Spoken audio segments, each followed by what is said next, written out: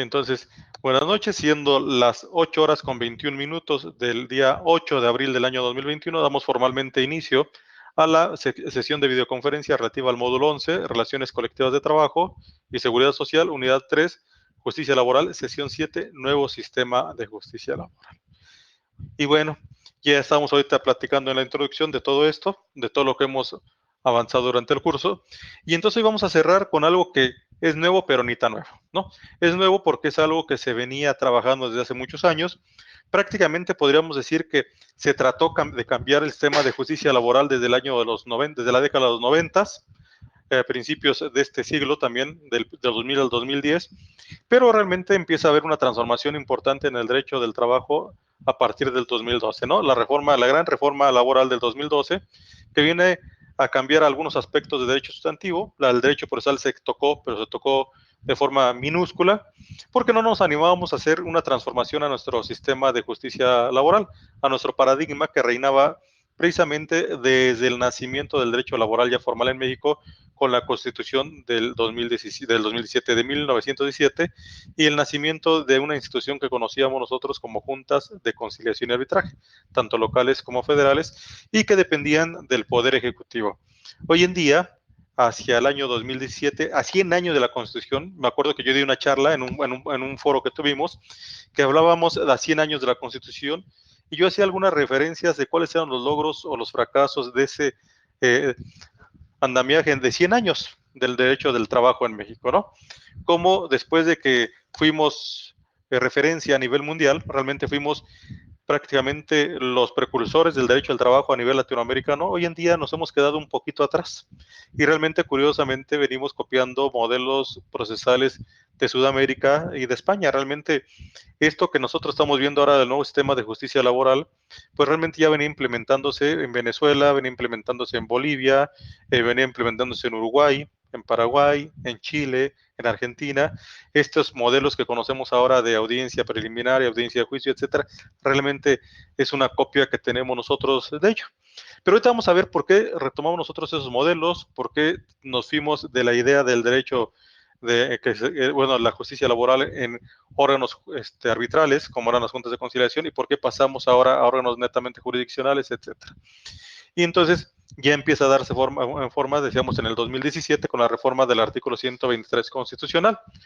Y luego la gran reforma del 2019, 1 de mayo, que entra en vigor a partir del 2 de mayo del 2019, pero a partir de ahí ha habido otras grandes reformas. La última reforma que se acaba de dar ahora el día 30 de marzo, que tiene que ver con los salarios mínimos, y otra que está cocinándose en la Cámara de Diputados, que tiene que ver con la desaparición o prohibición del outsourcing y la cuestión del reparto de utilidades, que en esa parte de reparto de utilidades yo quisiera leerla bien, porque me parece que puede ser un retroceso para la clase trabajadora. El limitar solamente a 3 meses de salario el reparto de utilidades puede ser posible en la medida de que haya trabajadores que en el reparto les toque muy poquito, pero a mí me ha tocado ver en empresas que he llevado o empresas que he asesorado que a veces las utilidades llegaban a ser prácticamente otro año de salario de los trabajadores. Y entonces ya ahora le vas a limitar. ¿Y por qué entonces el patrón, cuando sea tan grande la producción, por qué solamente va a dar 3 meses y va ahora a seguir manteniendo él la mayoría de las ganancias? Pero bueno, esa sería una cosa que tendremos que discutir. En esta sesión, en la actividad 1, a ustedes lo que les piden, según veo, es primero, en base a varias fuentes de información, en un solo cuadrito, tratar de poner tanto los factores políticos, económicos, sociales y de producción que llevaron a la transformación. ¿Cómo eran los factores políticos, económicos, sociales y de producción en el derecho laboral actual? Ya ni tan actual porque ya es el pasado, estamos en transición, y lo que hay ahora en el nuevo sistema de justicia laboral. Entonces, ahorita a lo mejor de la charla que vayamos llevando podemos sacar alguna serie de elementos políticos, económicos, sociales que han ido motivando esta transformación. La sesión, esta actividad número 2, se trata de que también llenen otro cuadrito donde hagan algo comparativo del derecho sustantivo y del derecho adjetivo en el sistema antiguo y en el sistema viejo. Entonces vamos a tratar de ver más o menos qué tanto se ha transformado nuestra ley federal del trabajo en uno y en otro momento. Y el último van a hacer un ensayo que tiene que ver con que en base a esos factores económicos, sociales, culturales, etcétera, ustedes hagan un análisis de lo que es esta reforma laboral. Entonces, va a ser, dice aquí, que entre 8 y 10 cuartillas, y ahí viene una serie de datos, y un ensayo pues, es un escrito libre, eso sí, con ciertos aspectos, cuando menos de citas, etcétera, pero que es un pensamiento, un escrito que hagan en función de ustedes, de un análisis que hagan personal, ¿no? No van a querer hacer una tesis, tampoco, no hay necesidad de eso. Un ensayo, una situación de lo que ustedes van a leer el día de hoy. Bueno, entonces, bueno, la presentación y bienvenida ya la di. Reflexiones acerca del nuevo sistema de justicia laboral. Vamos a hacer un poquito de historia otra vez, aunque ya lo han hecho muchas veces y a lo mejor van a decir, ay, historia, la historia me choca. Pero realmente la historia nos puede servir para saber cómo eran los aspectos sociales, culturales, políticos, económicos que prevalecían para la conformación del derecho del trabajo en México a partir del 2017 e incluso antes. Y cómo son ahora, cuál es la transformación que ha habido, cómo ha ido evolucionando el derecho del trabajo a través de la historia, cuando menos en México y en el mundo, para ir estableciendo precisamente muchas cosas que tienen que ver con lo que ustedes van a plasmar en su ¿cómo se llama? En su ensayo. Fíjense ustedes que yo siempre he sido de la idea de que el derecho del trabajo en el mundo es un derecho del trabajo, es un derecho relativamente nuevo. A comparación del derecho civil, del derecho penal, pues realmente el derecho civil se construye desde la antigua Roma, ¿no? Si ustedes se fijan, las instituciones básicas del derecho civil en el mundo, pues nacen del derecho romano. Todas esas instituciones que conocemos nosotros y que hablamos, pues son instituciones que nacen en el derecho romano. Algo que aportó al mundo Roma, pues precisamente la construcción del derecho. Acuérdense ustedes de Justiniani y algunas otras cosas, cómo existe la evolución del derecho arcaico hasta la república, el imperio, etcétera, cómo va dándose esa transformación del derecho y cómo al final de cuentas, en la medida en que se expande el imperio romano, también van dejando la cultura romano-germánica, le llaman algunos, romano-canónica, y que por cuestión de la conquista se traslada a este nuevo continente y dejan sus vestigios. Y ahí ya existía el derecho civil, ya existía el derecho penal, ya existía la forma de sancionar, y entonces, pues el derecho es tan antiguo como las civilizaciones, en un momento dado, como las civilizaciones antiguas. Pero el derecho al trabajo no.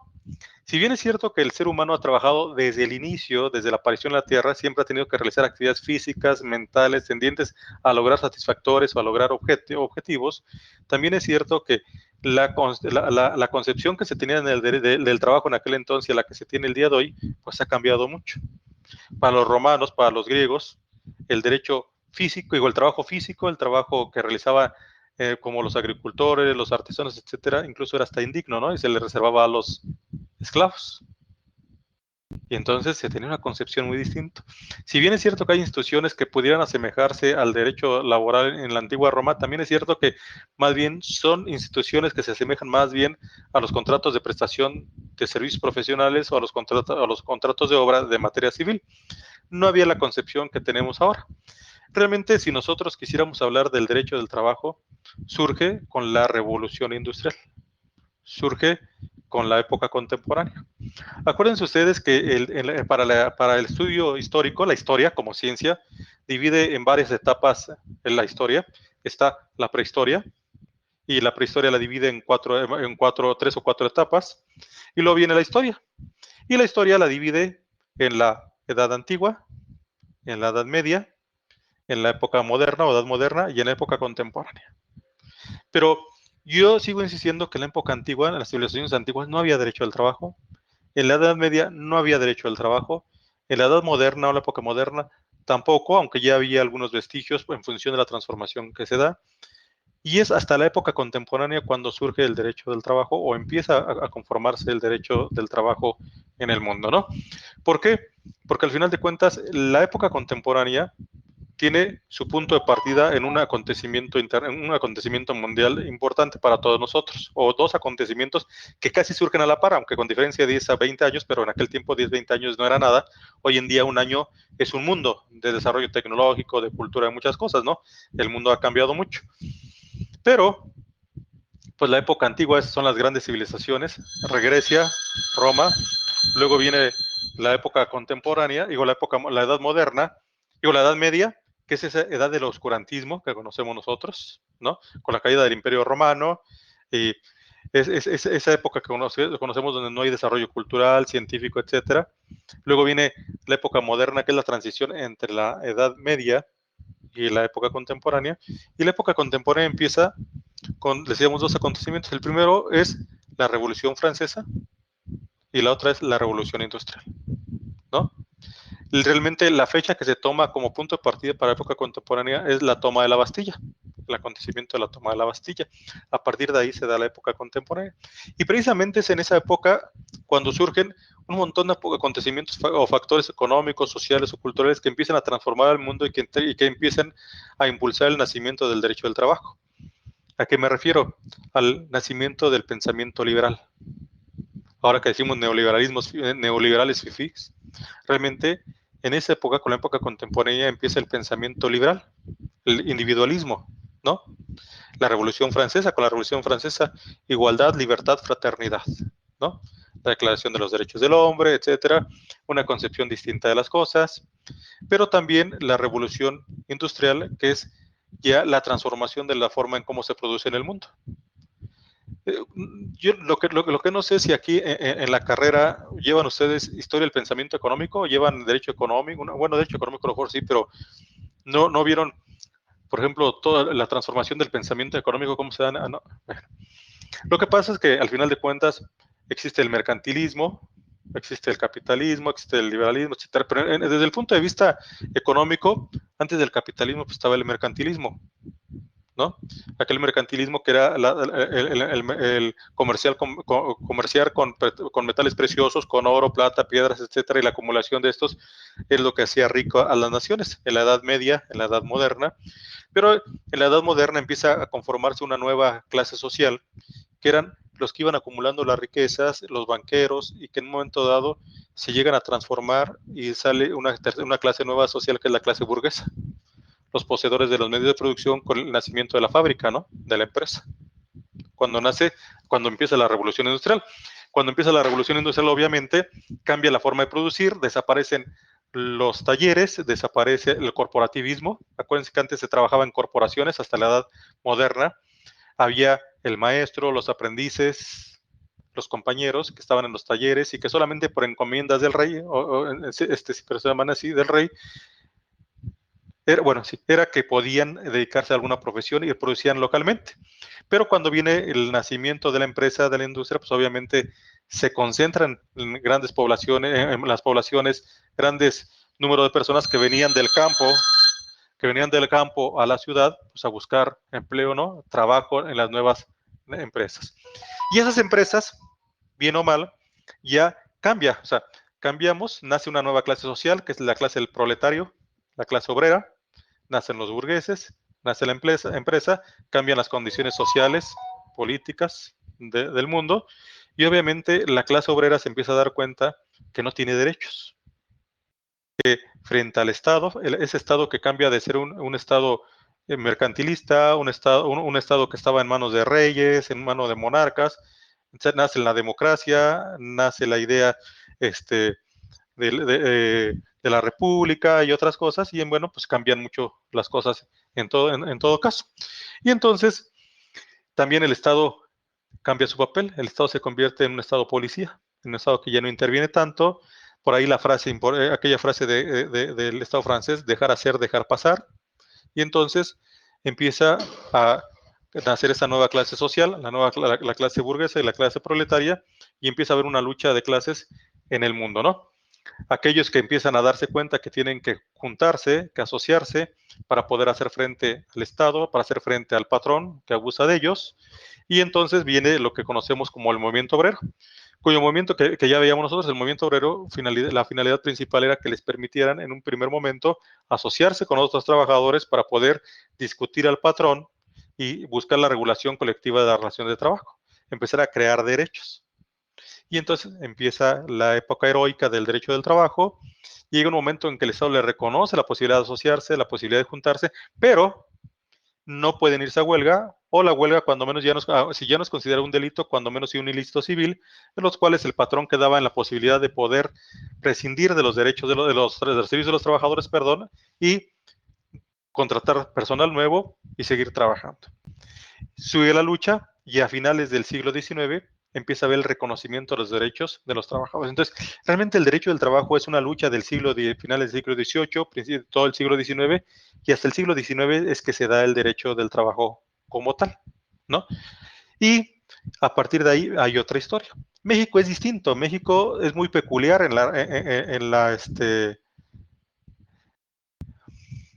es muy peculiar en la cuestión de la transformación del derecho del trabajo. ¿Qué pasaba en México cuando Europa estaba con la revolución industrial, cuando Europa ya estaba con la idea del pensamiento liberal, la, la revolución del pensamiento, etcétera? México todavía estábamos a lo mejor en la colonia o estábamos posiblemente en esa transformación de una lucha que empieza en 1810 por el grito de independencia, ¿no? Cuando allá ya estaban en otra situación, acá estábamos así. Entonces, si nosotros nos vamos a México, la idea de la colonia, pues realmente no podemos encontrar ningún vestigio del derecho del trabajo. México en la colonia seguía siendo un país que realmente tenía un modelo más bien de tipo de la época moderna, de la época de la Edad Media. Todavía se trabajaba por corporaciones, todavía había esa situación un tanto de esclavitud, aunque supuestamente no había esclavos, pero pues realmente los que detentaban la tierra y el poder, que eran los españoles, pues de alguna forma era esto así. Decíamos, no encontramos antecedentes en México, aunque hay alguien bien interesante. En esa época de la empieza la independencia, 1810 hacia adelante. Fíjense, mientras el mundo cambia, y en el mundo está la época heroica, la época de tolerancia y el reconocimiento de instituciones, México todo el siglo XIX se la vivió en revoluciones, se la vivió en conflictos. La guerra de independencia, luego viene la reforma, realmente eran peleas para quitar y poner presidentes, etcétera, etcétera. México realmente no se estabiliza, sino hasta finales del siglo XIX, con un presidente que nosotros odiamos mucho, que es don Porfirio Díaz. Fíjense que por mucho que nosotros satanicemos a Porfirio Díaz creo que es el primer presidente que viene a industrializar el país y viene a tener un desarrollo muy importante económico en México. Esos años del porfiriato realmente fueron interesantes porque fue cuando el país empieza más o menos a industrializar, empieza a crecer. Realmente México todavía durante el siglo XIX, en la gran parte, seguía viviendo un tipo de corporativismo, un tipo de edad media, un tipo de edad moderna, y realmente no se transforma como se transforma el resto del mundo. Por eso, cuando nosotros hablamos de las tres épocas heroicas, las tres épocas del desarrollo del derecho al trabajo en Europa, México realmente no tiene esa parte que le llamamos época de tolerancia. Pasamos de la época heroica inmediatamente al reconocimiento de instituciones, porque la forma en cómo Porfirio Díaz disuelve los movimientos obreros, las matanzas de Cananea, Río Blanco, etcétera, pues era la represión completa en contra del movimiento obrero en México. No hay reconocimiento de derechos. Pero empieza la Revolución Mexicana y con la Revolución Mexicana también entre 1910 y 1917 empieza a haber desarrollo del derecho del trabajo en México y reconocimiento de las instituciones en la legislación laboral y en la legislación ordinaria. Por lo tanto, pasamos de inmediato al reconocimiento de las instituciones. Sin embargo, sí hay aspectos importantes en la época de Benito Juárez, porque más allá de lo que también criticamos nosotros a Maximiliano de Habsburgo, Maximiliano también fue mucho más progresista que creo que Juárez en muchos sentidos. ¿Por qué? Porque Juárez realmente no tiene una política que vaya encaminada a la generación del derecho al trabajo, porque además para él no existía esa concepción de las cosas. Y cuando menos Maximiliano sí empezaba a tener una serie de reglamentos para la protección de los trabajadores, de los menores de edad, de las mujeres, etcétera. Y condiciones de trabajo ya, Maximiliano sí lo tiene, pero bueno, Maximiliano venía de otros rumbos, ¿no? Bueno, en México, les decía, cosa curiosa, pasamos de inmediato y en México podemos hablar que tenemos derecho al trabajo a partir de 1910 en adelante, cuando empieza la Revolución Mexicana. Y algo que les quiero yo preguntar a ustedes, ¿cuántas revoluciones industriales hay en el mundo? ¿O ha habido en la historia, mejor dicho? ¿Solamente una? Está tecnológica también. Realmente estamos viviendo la cuarta revolución industrial. ¿Sí? La primera revolución industrial que existe en el mundo pues tiene que ver pues, con el nacimiento de la máquina de vapor, con el nacimiento de la empresa, etcétera. Pero existen otras revoluciones que se dan en el mundo y pues primero, la primera revolución industrial pues, es la revolución que se da con el nacimiento de la máquina de vapor, el nacimiento de la empresa, de la industria. La segunda revolución industrial, podríamos decir nosotros en el mundo del trabajo, que es cuando se da el reconocimiento de las instituciones del derecho laboral. A principios del siglo XX, finales del siglo XIX, viene una revolución, otra revolución industrial, empiezan a cambiar las cosas, nada más que espérenme porque aquí tenía algunos apuntes al respecto, nada más que no los encuentro. Bueno. No sé qué estén viendo ustedes en pantalla. ¿Qué están viendo?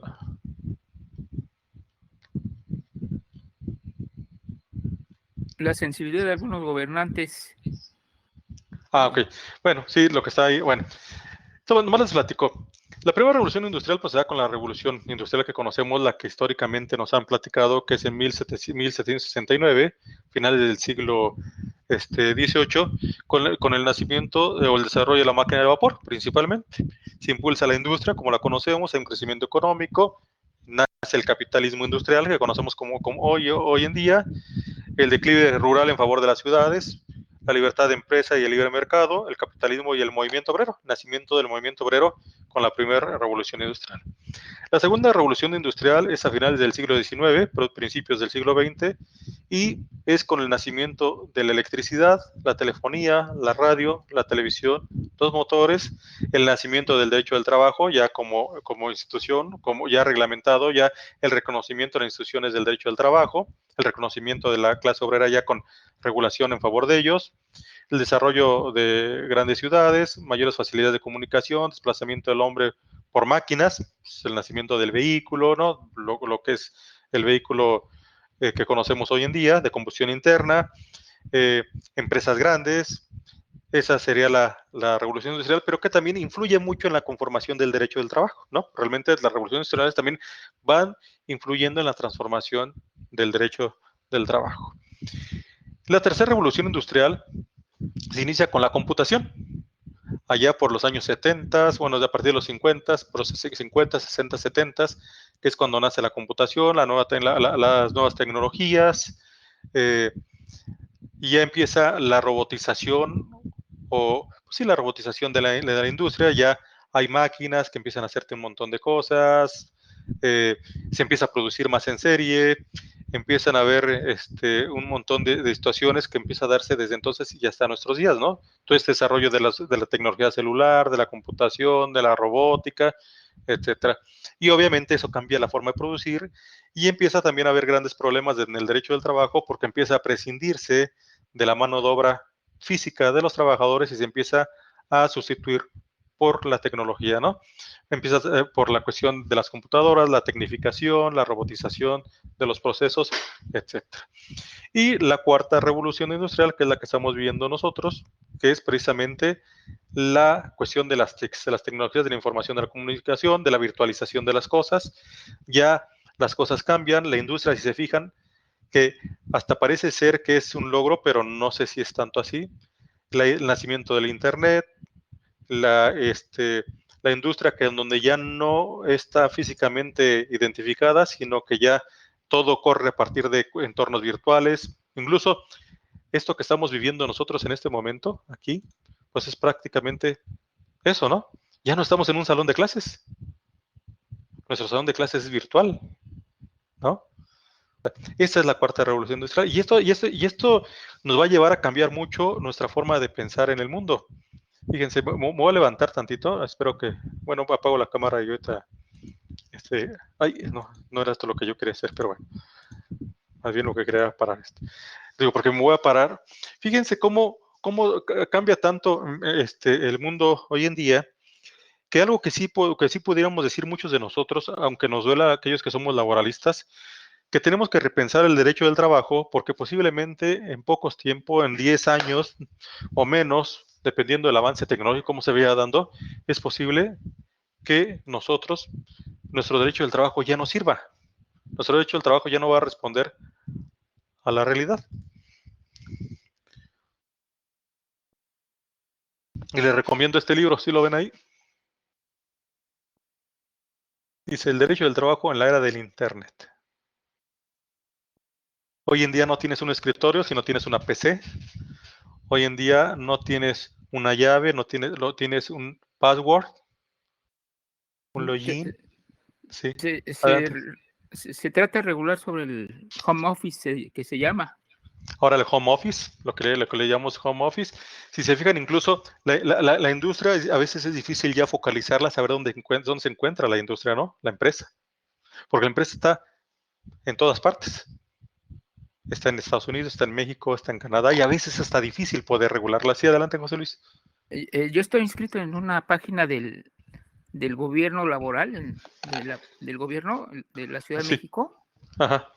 y ya están llegando ofreciendo vacantes de otros países Y para, entonces, ¿cómo? Ajá, sí. para hacerlo virtual a través de, digamos, empresas transnacionales que contratan para atender al mercado de la República Mexicana. Y entonces, ¿y a quién le vas a reclamar el día de un conflicto? Es precisamente ahí todo el seguimiento y la contratación es virtual, y entonces ahí está medio, pero son páginas que están habilitadas en el portal de la Ciudad de México, del empleo, de ofertas de trabajo, Y entonces hoy estamos planteando la posibilidad de que el derecho del trabajo ya deje de ser el derecho de los obreros, de los trabajadores asalariados. ¿Por qué? prácticamente. Porque ¿qué pasa con los trabajadores que les llamamos independientes o autónomos? Que a veces independientes y autónomos no tienen nada porque lo que acaba de pasar en Europa con algunas sentencias donde incluso ya se les ha condenado al Uber, Ujú. a que permitan la sindicación de los trabajadores, que les den de alta en los temas de seguridad social, porque existe una verdadera subordinación ahí, disfrazada. Pero que, si se fijan, físicamente no hay una empresa, ¿no? La empresa está en las redes. ¿Cómo se justifican la Uber? Y dicen, no, pues es que yo no los contrato. Ellos tienen libre, bajan una aplicación, se registran, cumplen con ciertos requisitos y se hacen socios. Son autónomos, son trabajadores autónomos. Entonces, estamos viendo que la necesidad del derecho al trabajo de transformarse ya no solamente regular las relaciones obrero-patronales que tienen que ver con la subordinación propiamente dicha, sino de los autónomos, de los independientes, de todo el mundo, porque al final de cuentas también es trabajo y es un derecho humano. Entonces, el derecho al trabajo va a venirse transformando y va a cambiar mucho a futuro. Lo que decía bien José Luis, la cuestión del home office, que es una modalidad, que hoy le llaman modalidad, pero que también ya muchas empresas en la Ciudad de México y en muchos lugares están pensando en desaparecer físicamente. Es decir, ¿para qué quiero yo todo un piso rentado en Santa Fe que me sale carísimo? Si puedo solamente con una oficinita de 5x5 y un privado, con una computadora manejar todo y que todo el mundo esté desde su casa produciendo y haciendo lo que sea, pero que además implica una gran explotación a la clase trabajadora porque no se ha respetado eso que llamamos nosotros y que es parte de las nuevas recomendaciones de la OIT, el derecho a la desconexión, ¿no? Yo tengo derecho a que en un momento que se den las 8 horas de trabajo poder apagar mi celular, apagar mi computadora y no ser molestado por el patrón. Pero hoy en día es peor. El patrón te habla a las 5 de la mañana, a las 7 de la mañana, a las 11 de la noche, a las 12, a las 9 de la noche, y está permanentemente, y si no les contestas se enojan. Pues yo tengo derecho a desconectarme, ¿no? Tengo derecho a tener mi vida personal, mi vida en familia, etcétera. Entonces, esto va a transformarse mucho. En México, decíamos nosotros, en esa transformación que se ha venido dando, hubo un aspecto muy importante para el nacimiento del derecho al trabajo, la Revolución Mexicana.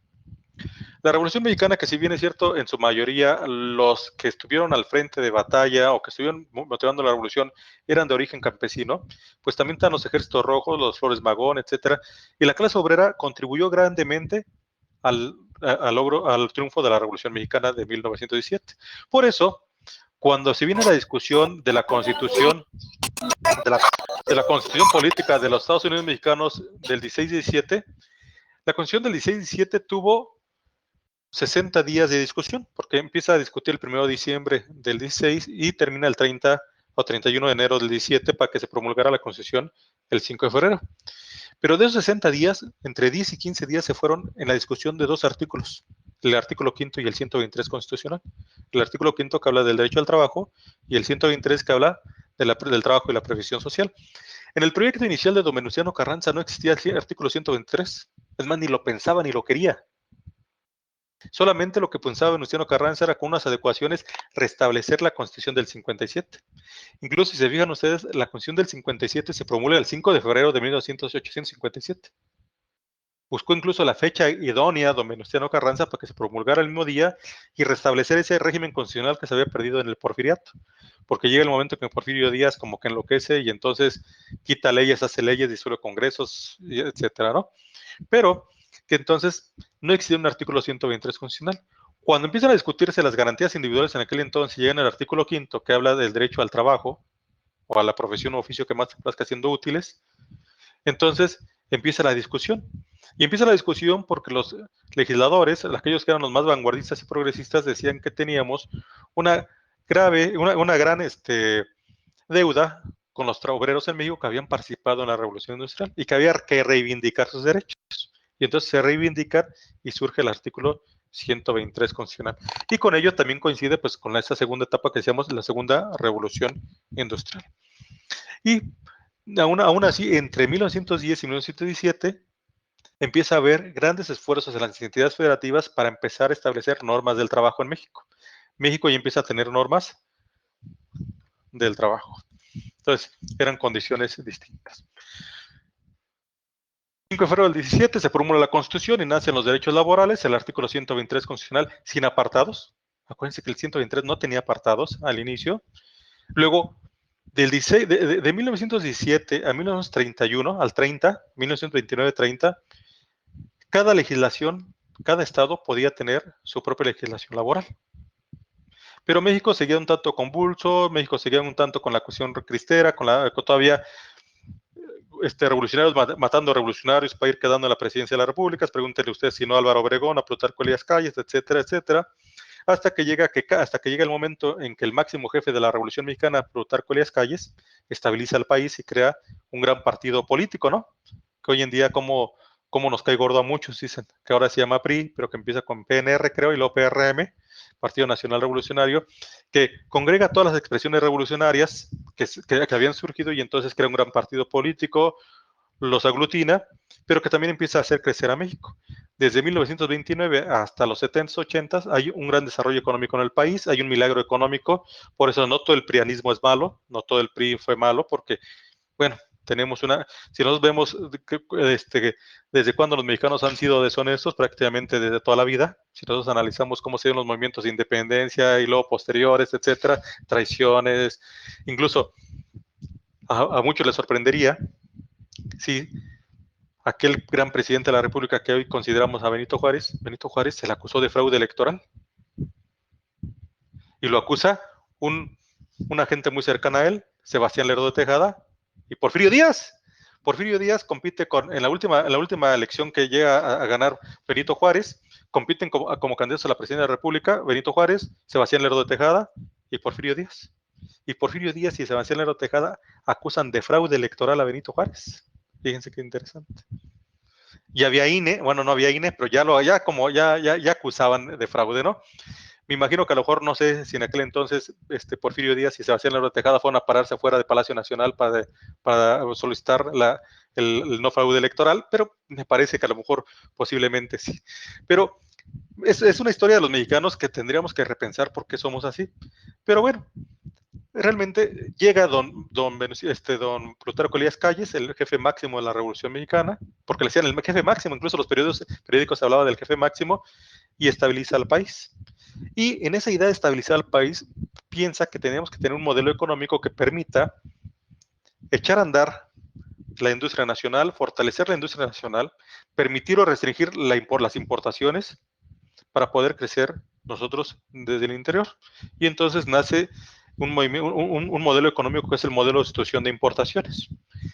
Y entonces, para poder echar a andar este modelo de sustitución de importaciones, también era necesario que más o menos homologáramos las relaciones laborales en México y la regulación laboral. Por eso, el 6 de septiembre de 1969 se reforma el artículo 73 de la Ley Federal de la Constitución Política de los Estados Mexicanos y el artículo 123 y se reserva a la Federación para sí legislar en materia del trabajo. Y entonces, a partir de ahí, el único que puede emitir leyes en materia del trabajo es los poderes de la Unión, el Congreso de la Unión. Y Después viene otra gran reforma constitucional, el 5 de diciembre del 60, con la aparición del apartado B del 123 constitucional. Pero fíjense cómo vienen dando esas transformaciones. Y el 24 de febrero del 17 es lo que vamos a discutir ahorita con el nuevo modelo de justicia laboral que se da después de 100 años de la Constitución Política de los Estados Unidos mexicanos. ¿Por qué surge este nuevo sistema de justicia laboral? ¿Cuándo empieza este nuevo sistema de justicia laboral en México? La reforma constitucional, ojo, porque se puede servir un dato para su ensayo, se da el 24 de febrero del 2017. 17, a iniciativa de Enrique Peña Nieto. Entonces, hoy en día dicen mucho, gracias al actual gobierno tenemos una reforma laboral. No, la reforma laboral se viene impulsando en México incluso desde el 2012. El 2012, cuando mi paisano Calderón, Felipe Calderón, está todavía en la presidencia de la República, en septiembre impulsa una iniciativa preferente para la reforma a la Ley Federal del Trabajo, que se discute entre septiembre, octubre y noviembre. Y se publica el 30 de noviembre para entrar en vigor el 1 de diciembre del 2012. Ya eso entra en vigor con Enrique Peña Nieto, pero ya venía desde Calderón la reforma. O sea, ya venía pensándose, pero no venía pensándose, fíjense, esa reforma laboral no se venía pensando ni de Peña Nieto, ni de ni Felipe Calderón, ni de Vicente Fox, ni siquiera de Ernesto Zedillo, sino de Carlos Salinas de Gortari. ¿Y por qué? Porque no es que ellos quisieran, es que en ese momento empezamos a negociar lo que conocimos como el Tratado de Libre Comercio, el TLC. Y el TLC desde entonces nos empiezan a exigir los americanos y los canadienses que teníamos que transformar nuestra legislación laboral y hacerlos más competitivos, transformar el derecho del trabajo. Sin embargo, las condiciones no se habían dado y entonces había el temor de poderlo modificar, pero ya empezaba a haber impulso. O sea, un acontecimiento que empieza a buscar la transformación del derecho del trabajo en México es el TEMEC, porque México empieza un modelo nuevo económico desde los 80, finales de los 80, principios de los 90. Entonces, realmente no es el 17 ni es producto de esto, es producto de las presiones de orden internacional. Y vamos a ver cómo en el entorno internacional nos va orillando a que por nosotros tengamos que hacer esta gran reforma del 2017. Esta gran reforma, porque incluso fíjense ustedes, los países sudamericanos ya tenían estas grandes reformas estructurales, ¿no? O sea, yo les digo porque he estado participando en algunos congresos de derecho comparado latinoamericano, de derecho al trabajo, y se inicia ahora a principios de la semana que entra uno que es derecho procesal del trabajo, y nos damos cuenta cómo incluso los uruguayos van muy adelantados a comparación de nosotros, los chilenos, incluso los venezolanos ya habían implementado estas reformas. Pero en 2017 se aterriza por la reforma que hace Enrique Peña Nieto y que lo publica el 24 de febrero del 2017, el día de la bandera, ¿no? Que es el día de la bandera, y reforma principalmente la fracción 20 del artículo 123 constitucional en tres aspectos fundamentales. El diseño de una conciliación previa a juicio, ahora con el Centro Federal de Conciliación y Registro Laboral, que hoy conocemos que se va a llamar así, pero que en aquel entonces solamente se dibujaban las estructuras en el artículo 123 constitucional, la creación de tribunales judiciales en materia del trabajo y la desaparición de las juntas de conciliación y arbitraje, y principalmente la libertad sindical, la contratación colectiva y la representación de las organizaciones sindicales. Pero fíjense que no fue solamente eso. Hubo un montón de situaciones, porque la reforma, aunque le llamamos reforma del nuevo sistema de justicia laboral, no solamente reforma la justicia laboral, reforma aspectos sustantivos, que incluso lo ven en su actividad número 2, ¿no? Bueno, esto se hace en el decreto, en el periódico Diario Oficial de la Federación. Se dice que se modifican fracciones del artículo 107 constitucional, del artículo 123 constitucional, apartado A, incluso del apartado B. Y bueno, pero realmente también, entre tantas cosas, ¿a qué obedece este cambio? ¿A qué obedece el cambio a ese nuevo sistema de justicia laboral? Cuestiones de orden internacional. Tratado Integral y Progresivo de Acción Transpacífico, TTP. Ese tratado, que es también un tratado de libre comercio y un tratado que se da con Europa, con este tratado integral y progresivo hacia Pacífico, Asociación del Transpacífico, que se firma el 4 de febrero del 2016, el capítulo 12 hablaba de la reforma laboral. Y México ya había adquirido la obligación de transformar la cuestión sindical, la cuestión de la Administración de Justicia Laboral, etcétera, en el capítulo 19. Entonces, ahí viene la liga, donde ustedes pueden bajar este tratado internacional, y ya había México un compromiso fuerte. Incluso desde el TEMEC tiene incluso emparejado otro tratado que es el ACLAN, el Acuerdo de Cooperación Laboral de América del Norte, que también empezaba a configurar ya la obligación del Estado mexicano de transformar su nuevo sistema de justicia laboral. Es decir, no es reciente, es parte de toda una situación. Desde los aspectos económicos, los tratados de libre comercio, los tratados que México forma parte, son parte importante de la transformación del sistema de justicia laboral. El TEMEC, el capítulo 23 del TEMEC también habla y anexos de la obligación de transformar el sistema de justicia laboral. Y obviamente la ratificación del convenio 98 de la OIT, ratificó el 20 de septiembre del 2018 por el Senado, pero que se había firmado en la Conferencia Internacional del Trabajo de 1949, 69 años antes, pero México no lo había ratificado al interior por las cuestiones del corporativismo sindical. Había que desaparecer eso, por eso durante mucho tiempo no se ratificó, no convenía a los sindicatos, y ahora con las presiones internacionales se ratifica. Entonces, son tres instrumentos internacionales que nos llevan a la necesidad de transformar el derecho o ese nuevo sistema de justicia laboral. ¿Qué aspectos se compromete México a cambiar? Pues primero, la transformación del sistema de justicia laboral, porque había un colapso del sistema tripartita que había en México, ¿no? Las juntas de conciliación y arbitraje, de la forma como habían sido diseñadas, ya no estaban funcionando. Las juntas de mañosas, se habían hecho deshonestas, había falta de capacitación y profesionalización del personal de las juntas, los juicios que estaban diseñados para 65 días duraban 10 años, las personas que integran las juntas del sector obrero y del sector patronal no asistían, realmente solamente el presidente llevaba las cosas. Entonces, ya había un colapso de este sistema, del sistema tripartita de las juntas de conciliación y arbitraje. Adelante, José Luis.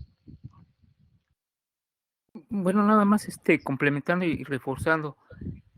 También el problema que yo, pues se puede decir, conocí de las juntas, es de que había muchas, lo que llamaban coyotes, personas que no eran estudiantes y que podían representar por su propio, bueno, con una carta poder simple, y realmente no era gente honesta, porque pues no era comprometida con una profesión del derecho. Nada Sí, más no había, lo hacían como coyotaje. no había esa profesionalización, ¿no? Al final de cuentas, de los artículos 692 en adelante de la ley del trabajo decía que podía cualquier persona con una carta poder simple comparecer. No se requería ni cédula profesional, ni título de licenciado en Derecho, etcétera. Y entonces había mucha gente que más o menos aprendía en la praxis la cuestión laboral, entre comillas, y se dedicaba nomás a sacar dinero, a hacer... Tú vives en la Ciudad de México, ¿verdad, José Luis?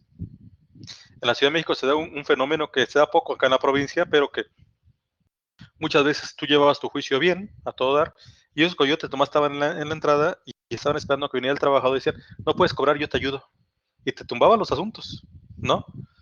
Y cosas de ese tipo. Una vez de la Ciudad de México casi me tocó salir corriendo porque por ahí le logré tumbar a algunos coyotes unos asuntos y me dice la presidenta de la Junta, licenciado, tenga cuidado porque estos lo pueden golpear.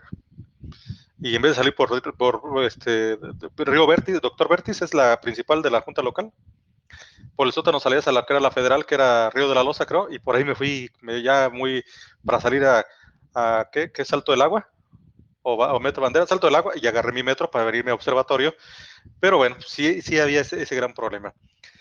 La falta de profesionalización de las personas, ¿no? En efecto, no era necesario ser abogado y entonces también creaba un buen problema. La ausencia de la democracia sindical. México se convirtió, los sindicatos después de ser para mi gusto, una organización o una asociación de tipo democratizante, se pierde. Los líderes sindicales se convierten en líderes, precisamente en diputados, en senadores, están al servicio de los poderes de los partidos políticos. Tu peor enemigo dentro de la empresa ni siquiera es el patrón, es el sindicato muchas veces, ¿no? El sindicato que sin consultarle firma contratos, deja de firmar contratos. Surgen los famosos contratos de protección también, como un tercer aspecto, un aspecto importante, donde los patrones buscaban sindicatos que firmaran contratos de protección sin la consulta de los trabajadores, sin que supieran, etcétera. Entonces, todo esto empieza a ver la necesidad de cambiar.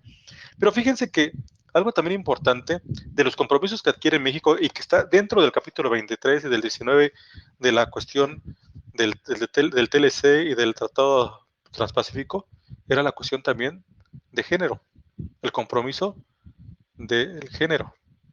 Es decir, que tenía que ver, México adquiere un compromiso de tratar de empoderar a la mujer en el ámbito laboral.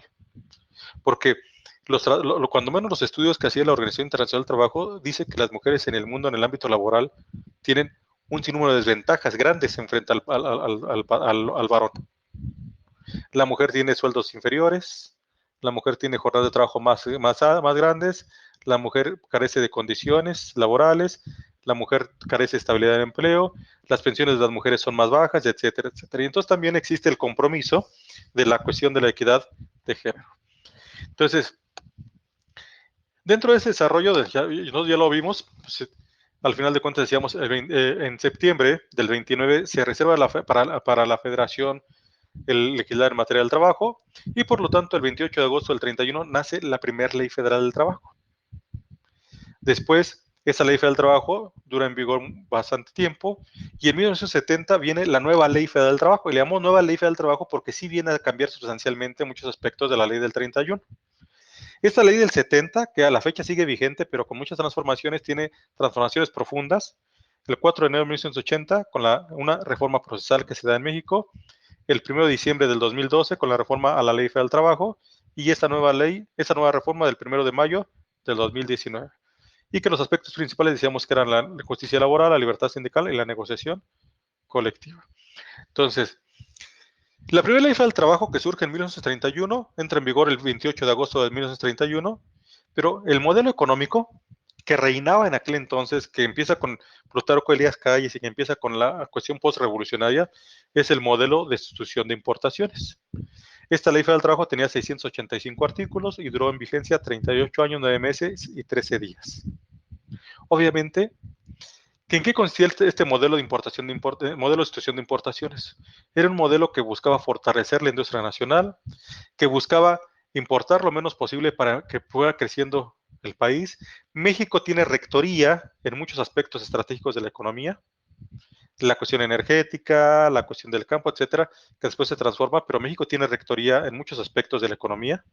Y entonces México lo que busca es que la industria nacional crece y la logra hacer crecer. Realmente logra hacer crecer. Hay realmente un milagro económico postrevolucionario del 31 a 1970 y un poquito después. Cuenta mi abuelita y cuenta mi señora madre que en los 70s un salario mínimo alcanzaba para comprar 70 kilos de tortilla. Hoy un salario mínimo, ¿para cuántos kilos de tortilla alcanza? Para 10, para 10. Para 10, 140, ¿está 14 pesos el kilo? A 15.50, 16 pesos. O sea, como a 8 kilos y medio, 9, depende, porque también si eres de los que vas hechas a mano, que están más, Lo que pasa es que yo creo que varía por cada lugar, porque por ejemplo aquí en el Estado de México está en 12 pesos. Ah, bueno, 12 pesos. Acá en Michoacán también están 16, 15, 17, Varía. depende de cómo te dejes. Ajá. ¿No? Entonces, pero fíjense, y eso porque ahorita subió el salario mínimo gracias a un montón de situaciones que se ha dado. En Baja California está a 19. Lo que pasa es que para llevar maíz hasta allá está re lejos, don Christopher. No, pero fíjense cómo un salario mínimo te alcanzaba para 70 kilos de tortilla. O sea, con un salario mínimo comías 2 meses, o sea, tenías tortillas para 2 meses. Claro, pues no voy a comprar y guardarlas, ¿no? Pero cómo realmente cuando menos el peso dólar estaba casi en una forma paritaria, todavía en esas épocas, ¿no? Entonces, se da esto, pero hacia 1970 México empieza a cambiar, cambia su modelo económico. Ahora ese modelo de sucesión de importaciones que seguía con rectoría del Estado, que seguía siendo un Estado benefactor, porque también hay otra cosa, es el tiempo del Estado benefactor, ¿no? El surgimiento de instituciones como el Seguro Social, como el derecho del trabajo, etcétera, etcétera. Hacia el 70, ya hacia la década de los 70, México cambia y su modelo económico ya era un modelo que llamamos nosotros modelo estabilizador y desarrollo compartido. Es decir, ya había que tratar de cambiar un poquito la balanza comercial, ¿no? Ya había que equilibrar importaciones, exportaciones, etcétera, y seguir con un desarrollo sostenido en el país, todavía con rectoría del Estado, y entonces cambia el modelo económico y también cambia la ley del trabajo. Obviamente, en los 30 no había industria nacional, hacia los 70 ya tenemos una gran industria nacional y entonces ahora los trabajadores también reclaman mayores derechos, mayor protección, estabilidad del empleo, etcétera, y cambia la ley del trabajo. Por eso desaparece la ley del 31 y aparece la ley del 70. Fíjense cómo en realidad las reformas laborales también corresponden a las reformas económicas, al cambio de modelo económico. Y entonces, esta nueva ley del trabajo que duró después en vigor 42 años, 8 meses y 2 días, tenía solamente 890 artículos, que es la ley actual, pero fíjense, nuestra ley actual nace con 890 artículos. Pero después con las adiciones, etcétera, ahorita tenemos 1010 artículos. Pero así nace. Después, hacia 1980, ahí está mal, todavía con el modelo de desarrollo compartido y de modelo estabilizador, existe una gran reforma a la ley del trabajo solamente en el aspecto procesal. O sea, el modelo sigue, pero no cambia la cuestión sustantiva, no cambia el fondo, solamente el aspecto procesal. Y entonces, en las reformas, y además el surgimiento de los trabajos especiales, el capítulo de trabajos especiales, ya nuestra ley del trabajo ya tiene 1010 artículos. Hacia el 2012, ya no existía el modelo ni la institución de importaciones, ni el modelo de desarrollo estabilizado y desarrollo compartido. Hacia el 2012 y desde principios de los 90, México cambia su modelo económico. Y el modelo económico nuevo es el modelo del neoliberalismo económico, que hoy conocemos y que el presidente de la República por decreto lo extinguió, que no es cierto, no es cierto, seguimos teniendo un modelo neoliberal, ¿no? O sea, por favor, pues eso no, al final de cuentas no podemos desprendernos y cambiar de la noche a la mañana de un modelo, pero el modelo económico que empieza a finales de los 90, a principios de los 90, mejor dicho, con el TLC y algunas otras cosas, es el modelo neoliberal. Y este modelo neoliberal empezó a impulsar mucho las transformaciones con los compromisos internacionales del TLC, del TEMEC, de todos los compromisos internacionales, porque pues a nosotros nos suena mucho el TLC por la cuestión de la importancia que empieza con estas cadenas de producción que se dan en México, Estados Unidos, Canadá, etcétera, que es donde hay mayor comercio, pero hacia Sudamérica también empezamos a crear un montón de tratados de libre comercio y en Europa, ¿no? Y que empezaron a crear la necesidad de transformarnos. Entonces, por eso el 1 de diciembre del 2012 viene un gran cambio en la ley del trabajo. Pero no solamente obedece a eso. ¿Qué pasa? Que no me acuerdo si creo que sí es el 10 de junio del 2011 en nuestra Constitución. ¿Qué gran reforma se da en la Constitución el 10 de junio del 2012? En los primeros artículos de la Constitución.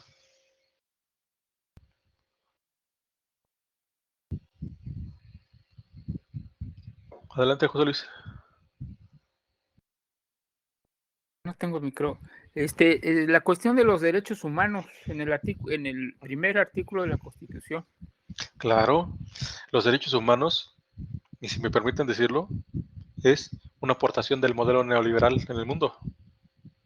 Los derechos humanos es una contribución a transformación neoliberal, 100% neoliberal, porque está basada en el pensamiento del liberalismo económico, del liberalismo, del individualismo, ¿no? O sea, los derechos humanos realmente esencialmente protegen al ser humano en lo individual.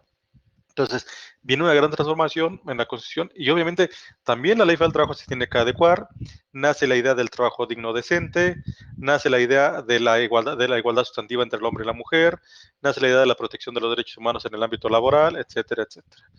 Y bueno, esa nueva reforma ya nomás dura 6 años, 5 meses, un día en vigor, porque el 2 de mayo del 2019 se da la transformación a la ley del trabajo, que hoy en día tiene numerados 1010 artículos, pero tiene cerca de 1001 artículos, ¿no es cierto? Sí, más bien los 1010 artículos vigentes, porque con la adecuación de los artículos que se acaban de dar, pues ya tenemos esos artículos vigentes. Entonces, se fijan, realmente esto se ha ido transformando mucho. Y hay muchas cuestiones de orden económico, social y cultural que han llevado al cambio. O sea que el pensamiento del neoliberalismo no es 100% malo. No, digo, no. Realmente, siendo honestos, nosotros en México somos liberales desde 1857. Sí, fíjense el pensamiento que está dentro de la Constitución del 57 que mete, es más, Benito Juárez era un liberal. Benito Juárez era un liberal de pocas suelas. Si Benito Juárez no hubiera muerto, dice la canción, todavía viviría, ¿no? Pero no. Si Benito Juárez no hubiera muerto, hubiera sido panista posiblemente. Porque Benito Juárez impulsaba el pensamiento liberal en México. Tan es así, pero vendió a la patria. También, pues, o sea, Benito Juárez no es tan bueno como pensamos. Benito Juárez, si los gringos no se rajan, el canal de Panamá estuviera en el istmo de Tehuantepec. Nomás que los gringos se rajaron porque era más barato construir allá en Panamá, ¿no? Y hubo una serie de concesiones porque Juárez pensaba en el libre comercio, bueno, con las debidas proporciones de aquel entonces. Juárez incluso era misógino, eso sí no lo sé. Juárez al final de cuentas pues era un pensamiento que no es que Juárez fuera malo tampoco, sino Juárez era la réplica del pensamiento europeo de la época, ¿no? Pues en Europa permeaba el pensamiento liberal, que tenía como contrapartida el surgimiento del pensamiento del socialismo, ¿no? Pero ¿cuándo surge el pensamiento socialista? Ya casi a finales del juarismo, ¿no? Con el manifiesto del Partido Comunista, etcétera. Entonces, pues, Juárez realmente estaba influido por el pensamiento de la época. No es que fuera malo, pues era lo que era el pensamiento reinante. Pero si se fijan, la Constitución del 57 ya es la primera que tiene garantías individuales. Entonces ya es un pensamiento liberal. Por eso México es liberal desde 1857. Nosotros, la única gran diferencia es que los mexicanos nunca fuimos socialistas, fuimos lo que llamamos la tercera vía. Acuérdense que estaba el pensamiento liberal, el capitalismo o liberalismo económico, estaba el socialismo, ¿y cuál era la tercera vía? El estado de bienestar, ¿no? El estado social de las cosas, es decir, un estado capitalista, un estado liberal, pero con gasto social, con pensamiento social. Y México tomó esa gran vía. Con el derecho del trabajo, el derecho a la seguridad social, México toma esa vía. México es de los países que tienen la vía del Estado benefactor, lo que conocemos como Estado de benefactor, pero que no dejamos de ser liberales. Bueno, una vez que se da la reforma del 2017 a la Constitución General de la República, en el artículo 123, hubo varios intentos de reforma, varias propuestas de reforma a la Ley Federal del Trabajo. La primera de ellas la presenta el grupo parlamentario del PRI el 7 de diciembre del 2007 en el Senado, pero lo hace a través del Senado, a través de Tereso Medina, y el otro no me acuerdo quién era el líder sindical, Tereso Medina, que incluso tiene una universidad que se llama Universidad Laboral de México. Este cuate en Coahuila, Tereso Medina, el que hace esta iniciativa, tiene una escuela que es la empresa, la escuela 4.0, algo así le llama él, la Universidad 4.0, que incluso tiene una carrera que es licenciado en Derecho del Trabajo. Tereso. Y no prospera, se queda en el Senado esta iniciativa, y luego vienen 5 iniciativas, una presentada por el PES el 11 de diciembre del 2018, otra el 3 de enero del 2019 por Morena, otra de Morena del 15 de enero, una del PRI del 23 de enero, y otra del PRD del 14 de febrero, que parece ser que fue una combinación de todas, pero las que reinaron fueron las que habían presentado el grupo parlamentario de Morena hacia el 2019, que es la que surge. Esto creo ya lo habíamos platicado, la estructura de la Ley Federal del Trabajo, cómo se estructura nuestra Ley Federal del Trabajo. Y bueno, esta reforma ya una vez que se da como tal, insistimos, diseña una nueva conciliación previa, obligatoria fuera de juicio, en un orden desconcentrado, se ordena la creación de los tribunales laborales, tanto del foro federal o local, se busca la libertad de asociación y reconocimiento efectivo de los derechos de negociación colectiva, la eliminación de todas formas de trabajo forzoso u obligatorio. Eso también son de los compromisos que agarra México, con los tratados. La eliminación de todas formas de trabajo forzoso o obligatorio, cosa que estamos muy lejos de cumplir. En el campo todavía hay muchas formas de trabajo forzoso obligatorio. Trabajadores que se lo llevan a ciertos productos, cultivos de, por ejemplo, de jitomate en Sonora, que se los llevan desde Oaxaca, desde Chiapas, y los tienen en condiciones paupérrimas hoy en día, trabajando a los infantes en el campo, etcétera. La abolición efectiva del trabajo infantil, la prohibición de las peores formas de trabajo infantil y otras prohibiciones a los niños, porque si fijan, desde el 2012 empezó a haber reformas donde ya los trabajadores mayores de 14 y menores de 15 ya no pueden trabajar, pero que son compromisos, que eso pueden ustedes manejarlo en su ensayo, porque son de los compromisos que adquiere México. La eliminación de toda discriminación en materia de empleo y ocupación. Fíjense cómo se hace ya en la Ley Federal del Trabajo de 2012, ya se empieza a hacer mucho énfasis de la no discriminación en el trabajo, ¿no? Incluso ya cuando hablamos del trabajo digno y decente, habla de que está prohibido cualquier forma de discriminación por origen étnico, racial, etcétera. Si se fijan, ahí lo checa. Pero son compromisos que México tiene desde el ámbito internacional, desde el aspecto internacional. Las condiciones aceptables en el trabajo del salario mínimo, horas extra, horas de trabajo, seguridad y salud del trabajo. Fíjense, por eso a veces las verdades a medias son mentiras completas. Hoy en día nuestro gobierno federal presume mucho el aumento del salario mínimo, que sí tiene un gran mérito, tampoco voy a decir que no, pero realmente es un compromiso internacional. Es algo que nos estaban obligando a nosotros. Y si nosotros vemos las políticas de salario mínimo, ¿cuándo empiezan a transformarse los salarios mínimos en México? Son desde el 2012. En el 2012 empiezan a desaparecer las zonas geográficas. ¿Se acuerdan ustedes que antes México tenía el salario mínimo y se dividía en tres grandes zonas, ¿no? Zona A, zona B y zona C. Antes de la reforma del 30 de noviembre del 2012, que entra en vigor el 1 de enero del 2012, a mediados de noviembre ya había desaparecido la zona C. Y después va empezando, desaparece la zona B, queda una sola zona. Hoy en día se vuelve a establecer dos zonas, la zona libre frontera norte y la zona resto del país. Pero empieza a quitarse esto. Y en el 2016 hay algún aspecto muy importante, que es Enrique Peña Nieto, quien sienta las bases para poder empezar a hacer crecer el salario mínimo con la desindexación del salario. Acuérdense que antes el salario mínimo era el referente para todo, para multas, para créditos, para pago de préstamos bancarios, para pagos de Infonavit, etc. Y entonces ese era un gran problema porque eso decían que causaba inflación, porque si yo dejaba crecer el salario mínimo, también crecían los créditos, también crecían las multas, también crecían los compromisos. Y entonces viene la gran reforma, la desindexación del salario, y se inventan las famosas sumas, las unidades de medida y actualización. Y entonces ahora las sumas son las que nos sirven como referencia y el salario mínimo se puede liberar. Al grado tal que el primer gran aumento que se da del salario mínimo en México es en el 2018, bueno, no es cierto, en el 2018, en el 2017, que entra en vigor a partir del 1 de enero del 2018, con Enrique Peña Nieto. Es la primera vez que el salario mínimo crece un 15%, que se va de 83 pesos a 87, algo así. Claro, que era el salario mínimo tan pequeño que el 15% pues no pintaba. Después ya empieza a pintar más. Entonces, empieza a liberarse porque al final de cuentas no es ni que fuera Peña Nieto muy bueno, ni que fuera muy bueno, sino los compromisos internacionales, las presiones de orden internacional.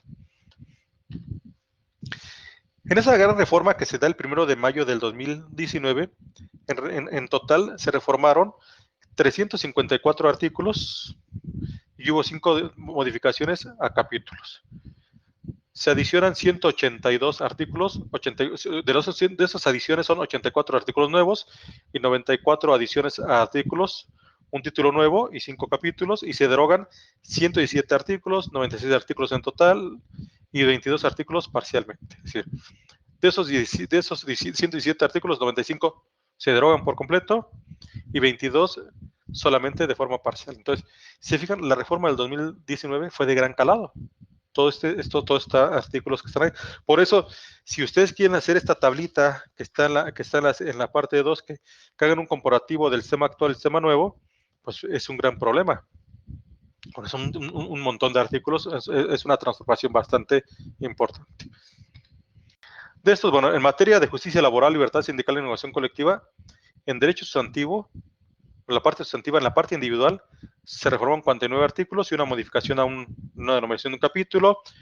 Se adicionan 19 artículos, 5 artículos nuevos y 14 que solamente tienen una adición a los artículos, y se derogan 2 artículos en la parte sustantiva de orden individual. En la parte colectiva se reforman 63 artículos, se adicionan 27 hay 6 nuevos y 27 de adiciones parciales, y se derogan 2 artículos, un artículo total y un artículo solamente de manera parcial. En el aspecto procesal, que es la que nos interesa, hubo 22 artículos reformados y 2 modificaciones a las denominaciones de los artículos, porque cambiaban algunos aspectos de forma completa. Se adicionaron 32 artículos, de los cuales son 26 nuevos, 6 adiciones a artículos, un título completo nuevo y otros 5 capítulos nuevos. Y se derogaron 62 artículos, 58 artículos en total y 4 artículos parcialmente.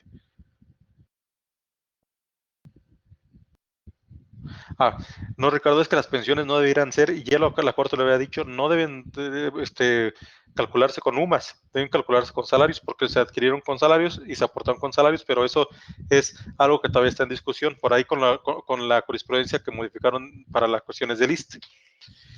En la cuestión del procedimiento, se reformaron 200 artículos, hubo 2 cambios de denominación de capítulos, se adicionan 94 artículos, 47 nuevos, 47 adicionales artículos, se derogan 51 artículos, 36 de forma total y 15 de forma parcial. Entonces, si ustedes quieren hacer la comparación sustantiva, la cuestión sustantiva y adjetiva, fíjense todos los artículos que tendrían que comparar.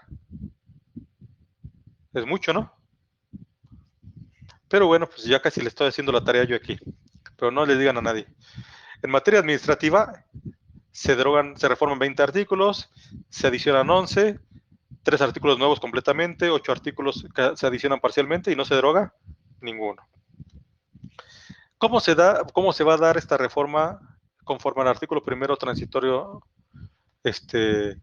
conforme a los transitorios de la reforma del 1 de mayo? Estas son las fechas fatales. Nuestra reforma entra en vigor el 2 de mayo del 2019, porque se publicó el 1 de mayo del 2019 y dice que entrará en vigor al día siguiente. Entrarán en funciones los centros de conciliación locales y tribunales locales en un plazo no mayor de 3 años contados a partir del 1 de mayo del 2019, es decir, al 1 de mayo del año que entra, estamos a un año que en teoría ya tendrían que estar todos los estados de la República, todas las entidades de la República, con la adecuación y la armonización de las legislaciones locales, de las constituciones locales, de las leyes orgánicas de los poderes judiciales de los estados ya armonizadas con el 123 constitucional. Y ya tendrían que estar en vigor los tribunales laborales en materia local y haberse creado los centros locales de conciliación. Es decir, estamos a un año. Pero quiere decir entonces que ya tenemos algunos estados, 8 estados que están trabajando ya en el nuevo sistema de justicia laboral. Y otros que estamos para iniciar el 1 de octubre de este año, y en mayo del año que entra tendrían que estar todos ya trabajando.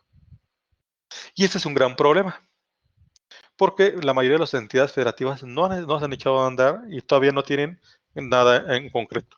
En el caso del estado de Michoacán tampoco tenemos nada en concreto. ¿Cuál va a ser el gran problema? La lana.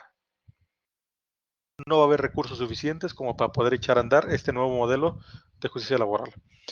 En materia federal se supone que tanto el Centro Federal de Conciliación y Arbitraje, que ya está creado y que entraría en vigor el 1 de mayo de este año, él ya está en vigor, y los tribunales federales, ellos entrarían en un plazo no mayor de 4 años a partir del 1 de mayo del 2019. Es decir, ellos en el 1 de mayo del 2023 ya tendrían que estar trabajando. Pero la federación no tiene mayor problema. El 1 de octubre del 2022 ya estarían trabajando todos, conforme ellos tienen planeado así. Los estados no. El Centro Federal de Conciliación y Arbitraje pues va a entrar en la cuestión conciliadora a la par de los tribunales federales. Pero en materia de conciliación ya estaría que entrar en 1 de mayo de este año. Ya ese es otro gran problema. Para la creación de la ley orgánica del Centro Federal de Conciliación y Arbitraje se habían establecido 180 días después de la publicación del 1 de mayo, es decir, el 1 de noviembre de 2019 ya tendría que estar la ley orgánica, que se cumplió en tiempo y forma, porque desde agosto de 2019 se emitió la ley orgánica para la creación del Centro Federal de Conciliación y Registro Laboral. Se cumplió en tiempo y forma. Y se supone que va a iniciar sus funciones a más tardar en 2 años siguientes a la publicación de la ley, que sería el 1 de mayo de este año. El 1 de mayo se supone que cuando menos en funciones registrales ya tendría que estar trabajando. Y esta vez es un gran problema. Ya las juntas de conciliación y arbitraje dejarán de tener funciones registrales de la Secretaría del Trabajo y Previsión Social, funciones registrales, ya estarían en funciones el 1 de este año. Y tendrían que hacerse tanto el listado y soporte electrónico en las fechas que están señaladas ahí y el traslado físico a más tardar el 1 de mayo del 2022. Todos los expedientes registrales, todos los expedientes de sindicatos, contratos colectivos ya tienen que estar en la federación. En cuestión de, bueno, esa es la cuestión del órgano interno la cuestión del Centro Federal de Conciliación y Registro Laboral. Ya todo esto ya está en función, esto sí ya está funcionando. Y bueno, los sindicatos tienen un gran problema, porque los sindicatos, de acuerdo a la publicación, tendrían que haber adecuado sus estatutos para lograr el procedimiento, para establecer los procedimientos para la mayoría de los trabajadores con el voto directo, personal, libre y secreto, a más tardar el 1 de mayo del 2020, y estamos en el 2021 y muchos sindicatos no han transformado sus estatutos. Y el plazo fatal era ese. En cuestión de las directivas de los sindicatos, igualmente tendrían que haber estado el 1 de enero del 2020 y no se ha hecho absolutamente nada. Hay muchos sindicatos, otros tantos sí. ¿Alguna duda hasta aquí? Bueno. Derecho procesal del trabajo, ¿cuáles son las reformas? Bueno, en la ley que nosotros conocíamos del 70 al 2019, nuestro derecho procesal del trabajo tenía 5 procedimientos establecidos. Era el procedimiento ordinario laboral ante las juntas de conciliación y arbitraje, que era el que mayormente se utilizaba, el que tenía que ver con conflictos de orden jurídico principalmente, el procedimiento especial, que equivaldría en materia civil a un procedimiento sumario, por cuestión de la cuantía o por cuestión de algunas otras cosas, se tramitan en procedimiento especial aquellos que requieren que sean sumarios, que se requieran de pronta resolución, donde se concentran en una sola audiencia todas las audiencias que se dan en el procedimiento ordinario, pero que en el 2012 surge un procedimiento especial que es el procedimiento resolución de procedimiento especial, es un procedimiento sumario para resolución de conflictos individuales de seguridad social. Existía el procedimiento colectivo para conflictos conflictos colectivos de naturaleza económica, el procedimiento de huelga y los procedimientos para procesales o voluntarios. Esos procedimientos para procesales o voluntarios equivaldrían a la jurisdicción voluntaria, lo que conocemos como jurisdicción voluntaria en materia civil. Los conflictos colectivos de naturaleza económica son unos conflictos muy curiosos que realmente no son muy comunes. Creo que nomás he visto uno en toda la historia desde que se crearon, que es para transformar condiciones de trabajo, pero que no son netamente jurisdiccionales porque no vas a discutir cuestiones de derechos, sino cuestiones de transformación de las condiciones de trabajo a partir de cuestiones de orden económico. Entonces, es muy complejo. Ese es el tiempo que debería haber durado el procedimiento ordinario en materia laboral. Hasta el 2012, bueno, lo que está todavía en vigor, tendría que haber durado 65 días, 4 audiencias básicas, audiencia de conciliación, demanda y excepciones, ofrecimiento de admisión de pruebas, desahogo de pruebas y la audiencia de discusión y votación que solamente participan los integrantes de la Junta. Y ahí están los términos que debieran haberse tardado en todo caso. Y bueno, este es un diagrama de flujo, cómo se da el procedimiento ordinario laboral, se los paso para que lo tengan y puedan tenerlo ahí. Con la reforma del 2019, los procedimientos que ahora se van a llamar los juzgados cambian. Está el procedimiento ordinario que subsiste, está el procedimiento especial general con el procedimiento individual para conflictos de seguridad social continúan, pero surge un nuevo procedimiento especial que es el procedimiento especial colectivo para conflictos de orden colectivo, conflictos de titularidad de contrato colectivo, cancelación de registros sindicales, etc. Surge un nuevo procedimiento especial. El procedimiento colectivo de naturaleza económica sigue y el procedimiento de huelga y los procedimientos para procesales o voluntarios. Sigue la estructura general, pero la estructura del procedimiento cambia. Es decir, los procedimientos que existían siguen, se adiciona solamente un procedimiento especial de orden colectivo, pero lo demás sigue como tal. Eso sí, ya no en las juntas de conciliación y arbitraje, sino en los juzgados, tanto del fuero federal como del fuero local en materia laboral. Y vamos a ver cómo ahora tenemos una fase previa, una fase de conciliación prejudicial previa a juicio, obligatoria, que puede durar hasta 45 días naturales. Y después existe una fase escrita del procedimiento y una fase oral, ¿no? La fase escrita tiene que ver desde la demanda, concesión de demanda, réplicas, contrarréplicas, ofrecimiento de pruebas. Y luego viene la fase que tiene que ver con la fase oral, que son 2 audiencias, la audiencia preliminar y la audiencia de juicio. Este juicio duraría, en teoría, 60 días hábiles, máximo, sin contar los 45 días que puede durar la etapa prejudicial. Si se fijan, en realidad no cambia mucho los términos. Si nosotros hubiéramos llevado los términos como eran en las juntas de conciliación y arbitraje, un juicio tendría que haber estado resuelto en 65 días hábiles. Si a nosotros hoy en día le sumamos los días de la fase prejudicial, podríamos durar hasta 100 días. Pero ojo, también, en una cuestión óptima, sin amparos, sin recursos, sin nada, ¿no? Sin incidentes. Claro, la gran ventaja del nuevo sistema es que algunos incidentes tendrían que resolverse de plano en la audiencia preliminar y no tendrían por qué alargar las cosas. Pero esa sería la nueva estructura del procedimiento ordinario laboral. La etapa conciliación prejudicial ante el Centro Federal de Conciliación y Registro Laboral o los centros locales. Bueno, aquí tenemos cómo se va a dar, a través de quién. No voy a entretener cómo se integra la Junta de Gobierno, etcétera, en las entidades federativas. Pero eso sí, lo único que sí, bueno, todos tendremos que agotar el procedimiento prejudicial forzoso para irme a juicio. Un requisito de procedibilidad para presentar la demanda es que yo anexe mi constancia de no arreglo, con ciertas excepciones. El artículo 685 ter nos dice que quedan exceptuados de agotar la fase conciliatoria en los siguientes casos. Cuando se trata de un asunto donde exista discriminación en el empleo o ocupación por embarazo, así como razones de sexo, orientación sexual, raza, religión, origen étnico, condición social o acoso o hostigamiento sexual. Es decir, si yo no, si una mujer trabajadora se queja de que fue despedida por una cuestión de embarazo, ella no tiene por qué agotar la etapa prejudicial. Ella puede irse directamente al juicio. ¿Sí? Si una persona, yo o cualquiera, me quejo que no me quisieron contratar, me despidieron por estar pelón, mire, me quedo sin chamba, por estar feo, por estar chaparro, por alguna cuestión que tenga una cuestión de discriminación, yo puedo evadir la cuestión conciliatoria y irme directamente al juicio. Cuestiones incluso de acoso o hostigamiento sexual. La violencia sexual en contra de la mujer, el acoso sexual en contra de la mujer, también es algo que va a poder que la mujer que se queje de eso puede irse directamente a juicio. ¿Por qué? Pues es lógico. No vas a revictimizar a la víctima.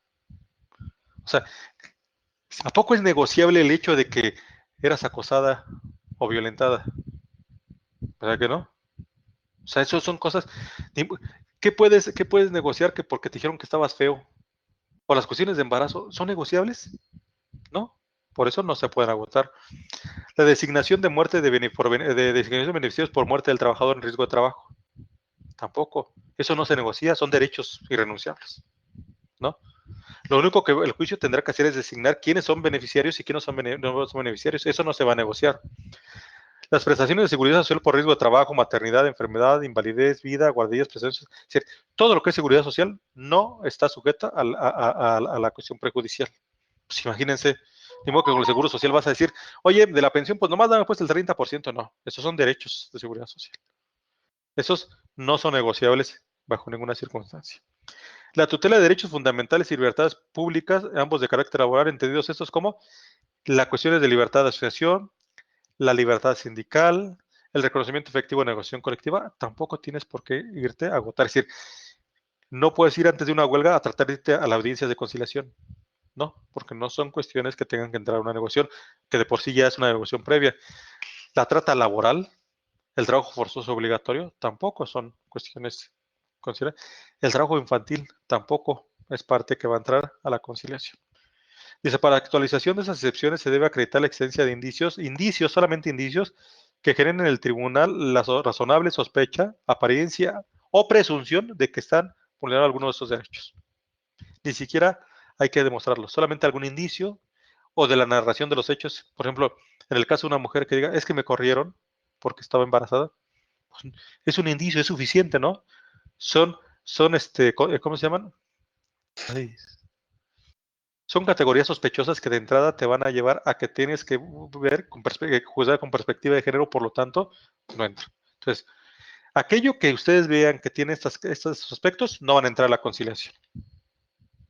La disputa de titularidad de los contratos colectivos de trabajo y la impugnación de los estatutos o modificación no entran. Pues es que son cuestiones propias de los sindicatos en todo caso. Este sería el procedimiento que está contemplado para la cuestión de la conciliación. Me lo salto. Fase escrita, cómo se va a desarrollar la fase escrita del procedimiento. Los principios procesales que ya los habíamos platicado, que son los que están en el 2019 esto, en mediación, inmediatez, continuidad, celeridad, veracidad, concentración, economía, sencillez procesal, primacía de la realidad, los principios que ya vimos, están todos, pero eso vámonos, ya lo contestaron, ya se los puedo dar entonces. Los requisitos de la demanda,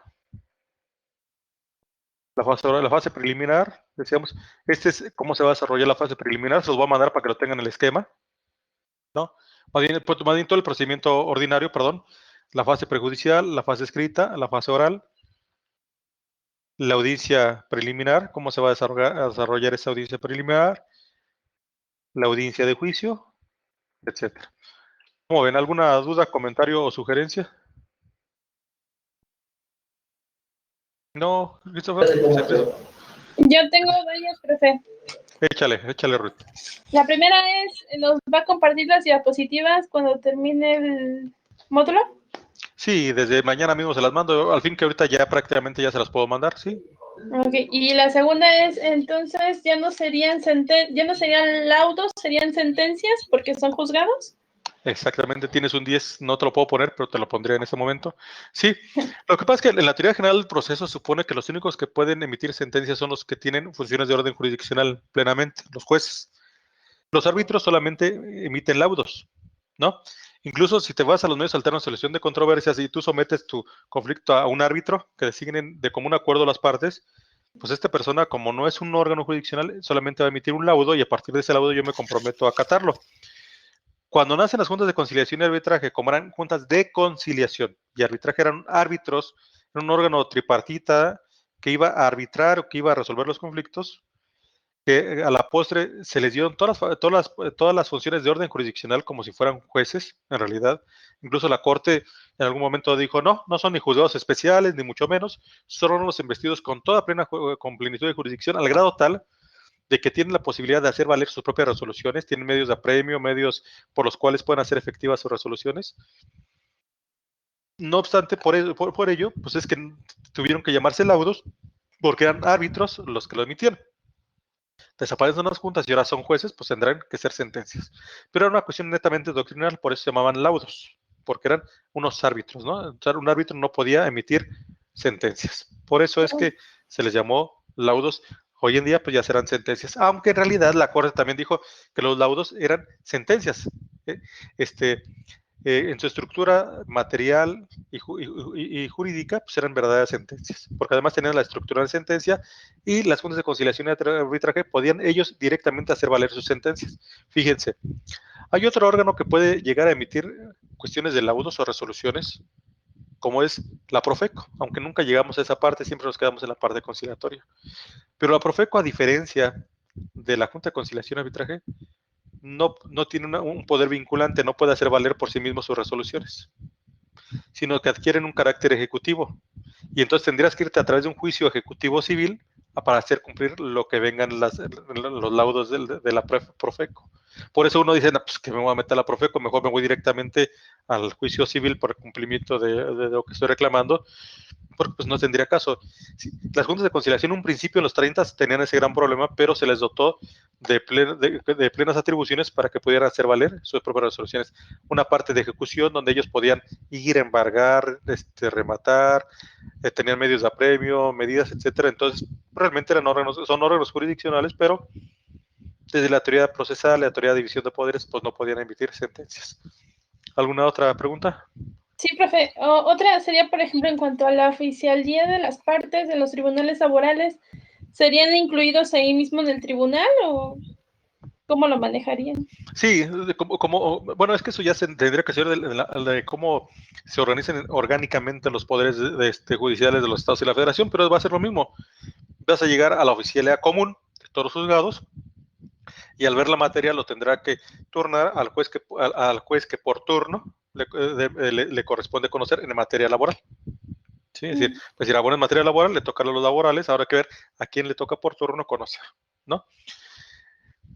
Que a lo mejor van a especializar también en razón de la materia, podría darse el caso, ¿no? Pero sí va a ser a través de la oficialía común, como va uno a los juzgados de distrito y presenta sus demandas, va uno a los juzgados del foro común y presenta sus demandas, es de la oficialía común y ellos lo turnarán al juzgado que corresponda. Y ya por último, profe, en cuanto al cómo acreditar la personalidad, si no tengo cédula ni tampoco soy pasante, pero No puedes. es un asunto personal. No. O sea, a ver, si es mío, pues es propio derecho. Acuérdate que dice la ley, el 10692, que podrás comparecer de forma personal o a través de apoderado jurídico, pero el apoderado jurídico tiene que tener carta de pasante o título profesional.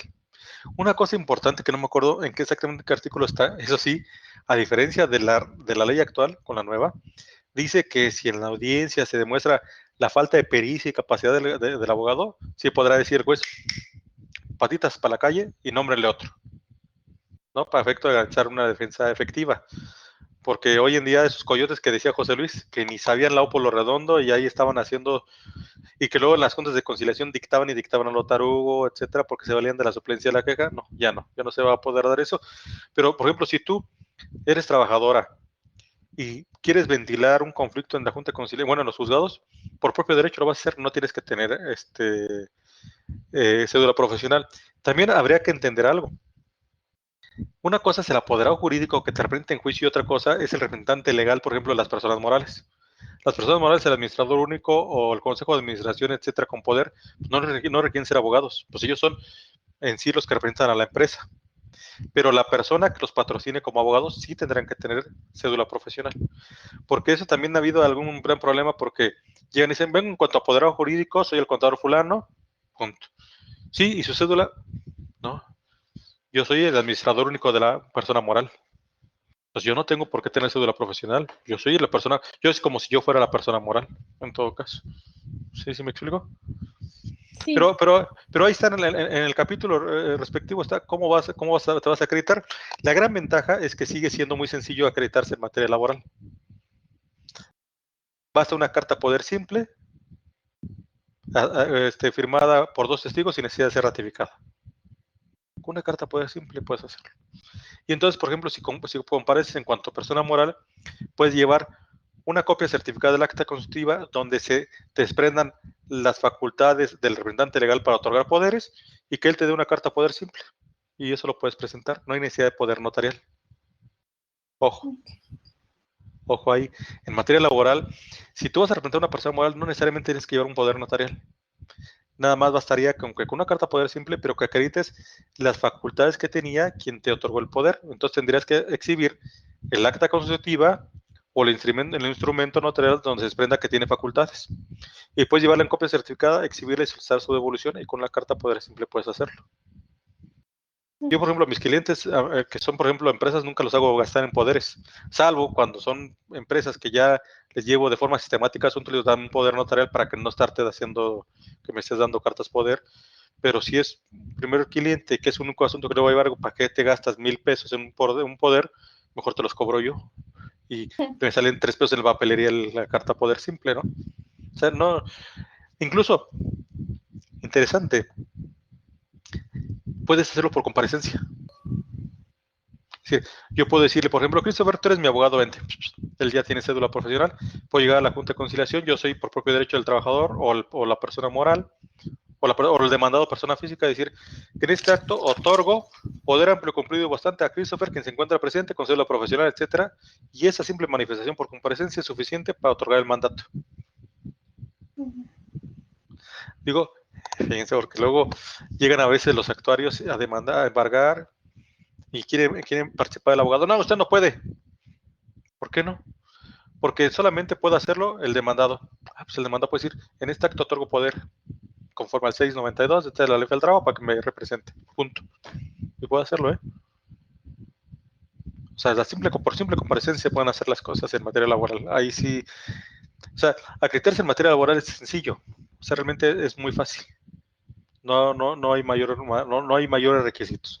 Y es una carta poder simple de papelería, sencilla. Incluso yo lo que hago es, ya redacté mis propias cartas poder simple, nada más para cambiar aspectos, para no estar escribe y escribe, las imprimo y se las llevo a mis clientes o las mando por correo electrónico hoy en día, y ya no digo, mándamela con un chalán, con un trabajador debidamente firmado, así, punto. Y no tienes la necesidad de ratificar, que los testigos ratifiquen la carta poder simple. ¿Sí? La exhibe sí es suficiente. ¿Alguna otra? No, sería todo. Gracias, profe. No, pues para servir, dice un amigo. Jóvenes, pues, ¿qué creen, hombre? Una duda, dice, en caso de en caso de un conciliación en donde se llega a arreglo el pago de liquidación por medio de cheque, el empleador entrega el cheque, pero resulta que para pagar el cheque requiere de otra firma en caso de cuenta mancomunada. Dicho patrón da largas para la segunda firma. Sí, Josué, si yo hago un convenio donde el patrón se compromete a pagar por cheque, entonces la Junta de Conciliación tiene que tener por recibo del pago salvo buen cobro. ¿Sí? Si el momento en que vas al banco te dicen es que falta una firma, o el patrón se niega a otorgar la firma, es tanto como si no cumplieras. Por lo tanto, puedes solicitar la ejecución del convenio de laudo. O sea, el convenio ya adquirirá categoría de laudo. Y entonces yo lo que haría sería, desde el principio, desde que haga el convenio, establezco una pena convencional. Por ejemplo, del pago de un salario mínimo o de un salario del trabajador por cada día de incumplimiento. Desde el momento en que tú no puedas hacer efectivo el cheque o empiece a darte largas, entonces yo digo, juez, solicito la ejecución, bueno, juez sí puede ser juez, promuevo la ejecución en base a la regla de procedimiento de ejecución del convenio y voy y embargo como si fuera un laudo normal. Sí, sí, porque qué chingón, ¿no? Pues ahí, ay, bueno, luego te traigo la firma, es que no puedo, no, pues es que sí, es que lo hiciste maliciosamente, pero ya te comprometiste al pago, sí, entonces ahora vamos a la ejecución forzosa del convenio. Y ya le cobras otro 10% a tu cliente, José. No, pero sí, o sea, fijen penas convencionales, nunca, bueno, la Junta nunca te va a dejar fijar penas convencionales, pero fíjenla. Adelante, José Luis. Profesor, yo en este caso me iría por la vía ejecutiva mercantil. Es un título de mercantil de crédito, e inclusive puedo solicitar el 20% Sí. que me marca el Código de Comercio. Pero fíjate, es más rápida ejecución para mi gusto, lo laboral. Porque el otro, aunque sí es cierto que el juicio ejecutivo mercantil es una prueba preconstituida del título de crédito, y que ya también vas a llegar a embargar, Tomás, va a haber un procedimiento donde podrá oponer alguna excepción, defensa, el otro. Acá ya no puedes oponer nada. Y es la ejecución directa, vámonos. Aquí nada, porque aquí ya no estás, ya no hay una cuestión que se ventile sobre la procedencia, ¿no? Simplemente te vas. Vámonos. Ejecutas salarios caídos, porque vas a poner una pena convencional, pero además la ley dice que puedes demandar daños y perjuicios. Tendrías que acreditarlo, pero al final de cuentas te vas directo. Y además otra gran ventaja, si el patrón ya tiene otros juicios en contra de otros embargos frente a sus bienes, o ya sea muebles o inmuebles, tú eres deudor preferente. Si existe un problema ya de concurso de acreedores, llegas y le das unos codazos a los que están en primera fila, sáquense, soy trabajador, voy en primer lugar. Y soy preferente hasta por el importe de un año de salarios caídos y de mis liquidaciones. Es cierto. Gracias, profesor. Sí. Y entonces, tú que también te deben, pero fórmate, chavo, vas para atrás. Y entonces, como ya tienes trabado el embargo en la Junta de Conciliación y Arbitraje, le puedes decir a la Junta o al juez, oye, dale vista al juez de lo mercantil que está allá, que va a rematar para efecto que nos llame como acreedores y que me pague primero a mí, y tendrá que pagarte. Sí. Gracias, sí. profesor. Puedes hacerlo, pero yo diría, pues, ¿para qué? Vete por lo que te da más beneficios, en todo caso.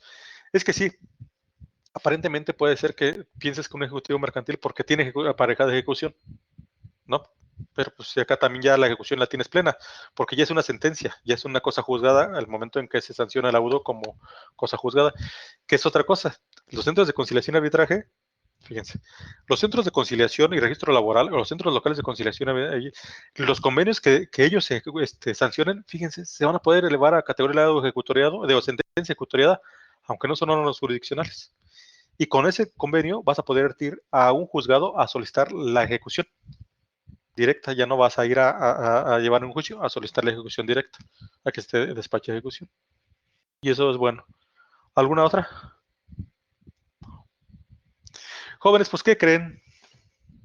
Se nos acabó el timbre, se nos acabó la cuerda, se nos acabó el 20, decía mi abuelita. Ya se te acabó el 20, chiquillo, sáquese. Entonces, pues ya se nos acabó el 20 de estos rollos que nos aventamos de 7 rollos, ¿verdad? 7 charlas.